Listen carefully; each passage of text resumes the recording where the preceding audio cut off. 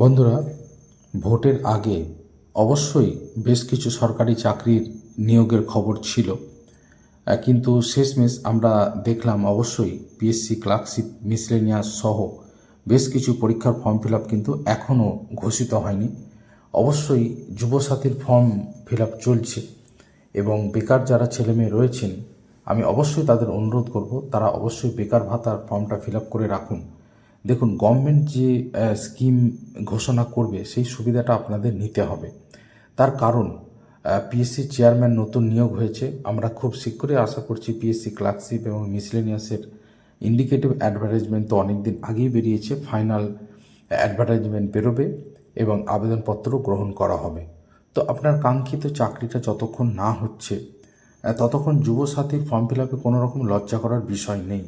এই ভিডিওতে আপনারা অবশ্যই আপনাদের উপকার হবে। আপনারা যে কাজই করুন না কেন এখন এই ভিডিওর মাধ্যমে কিন্তু আপনারা অবশ্যই জানুন যে কারা আবেদন করতে পারবেন। যুবসাথী সংক্রান্ত সমস্ত তথ্য এই ভিডিওতে থাকছে। আপনারা অবশ্যই জানেন যে রাজ্যের 294টা আসনেই কিন্তু এই যুবসাথী প্রকল্পের কিন্তু ক্যাম্প ইতিমধ্যেই চালু হয়ে গিয়েছে।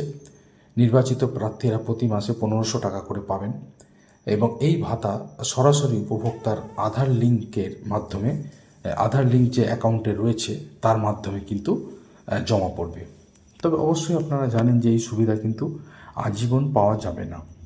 নিয়ম অনুযায়ী যতদিন না আবেদনকারী কোনো চাকরি বা কর্মসংস্থান পাচ্ছেন ততদিন এই ভাতা চলবে। তবে আপাতত বলে দেওয়া হয়েছে 5 বছর, অর্থাৎ এই ভাতা তখনই বন্ধ হয়ে যাবে 5 বছর পেরিয়ে গেলে, আবার রিভিউ করা হবে, অর্থাৎ তখন আর বলা যাচ্ছে না কি হবে। কিন্তু আপাতত 5 বছরের জন্য এই ভাতাটা চালু হচ্ছে মাসে 1500 টাকা করে, অর্থাৎ বছরে 18,000 টাকা পাবেন আবেদনকারীরা 21 থেকে 40 বছর মধ্যে যাদের বয়স আছে এবং শিক্ষাগত যোগ্যতা ন্যূনতম মাধ্যমিক হলেই হবে। মোটামুটি মাধ্যমিক পাস নেই এরকম প্রায় নেই বললেই চলে। তো যাই হোক, প্রার্থীকে অবশ্যই পশ্চিমবঙ্গের স্থায়ী বাসিন্দা হতে হবে এবং সেই সাথে সামাজিক সুরক্ষা অন্যান্য সুবিধা যারা পান না তারা কিন্তু আবেদন করতে পারবেন। যদি অন্য সুবিধা পান তাহলে কিন্তু এর আওতায় থাকবেন না। তবে যদি স্কলারশিপ পান, কোনো স্টুডেন্ট হয়তো কোনো স্কুলের স্কলারশিপ, তাতে কিন্তু কোনো সমস্যা হবে না। পরিচয়পত্র হিসাবে আধার কার্ড ও ভোটার কার্ড লাগবে, ব্যাংকের পাসবইয়ের প্রথম পাতাটিও লাগবে এবং যদি সংরক্ষিত প্রার্থী হন তাহলে অবশ্যই কিন্তু কাস্ট সার্টিফিকেটও দিতে হবে। ভোটের আগে যুবসাথীর মতো প্রকল্প ঘোষণা রাজ্য সরকার করেছে, আপনারা জানেন, যেখানে 1 এপ্রিল থেকে বেকার যুবক যুবতীদের অ্যাকাউন্টে টাকা ঢুকবে 1,500 টাকা করে। রবিবার থেকে প্রত্যেক বিধানসভা কেন্দ্রে কিন্তু ইতিমধ্যেই ক্যাম্প শুরু হয়ে গিয়েছে এবং প্রকল্পের নাম লেখাতে ইতিমধ্যেই যেটুকু জানা যাচ্ছে প্রায় 10 লক্ষ কিন্তু আবেদনপত্র নেওয়া হয়ে গিয়েছে। আমি অনুরোধ করব প্রথম দিকেই আবেদন করুন, তার কারণ যারা প্রথম দিকে আবেদন করবেন আশা করি তাদেরই কিন্তু অগ্রাধিকার দেওয়া হবে।